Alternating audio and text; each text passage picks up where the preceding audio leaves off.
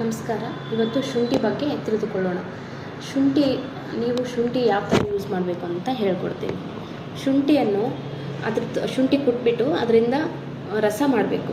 5ರಿಂದ 6 ಹನಿ ರಸ ಹಾಕಿ ಜೇನುತುಪ್ಪ ಸೇರಿಸಿ ಸಣ್ಣ ಮಕ್ಕಳಲ್ಲಿ ಕಂಡುಬರೋ ನೆಗಡಿ ಕೆಮ್ಮಿಗೆ ಕೊಟ್ಟರೆ ಅದು ಕಡಿಮೆ ಮಾಡುತ್ತೆ. ನೆಕ್ಸ್ಟು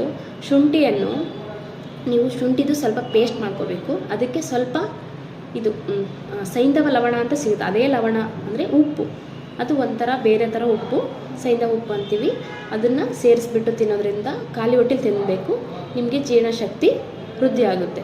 ನೆಕ್ಸ್ಟು ಶುಂಠಿ ಚೂರ್ಣ ಅಂತ ಸಿಗುತ್ತೆ. ಚೂರ್ಣ ಅಂದರೆ ಪೌಡರ್ ಫಾರ್ಮ್.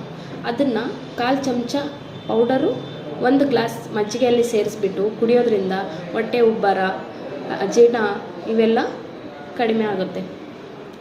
ನೆಕ್ಸ್ಟ್ ಕಾಮಲೆ ಆಗಿರೋ ಪೇಷಂಟ್ಗಳು ಸ್ವಲ್ಪ ಶುಂಠಿ ತಗೊಂಡು ಅದಕ್ಕೆ ಸ್ವಲ್ಪ ಬೆಲ್ಲ ಸೇರಿಸಿ ಸ್ವಲ್ಪ ತಿಂದರೆ ಒಳ್ಳೆಯದು ಅಂತ ಹೇಳ್ತಾರೆ.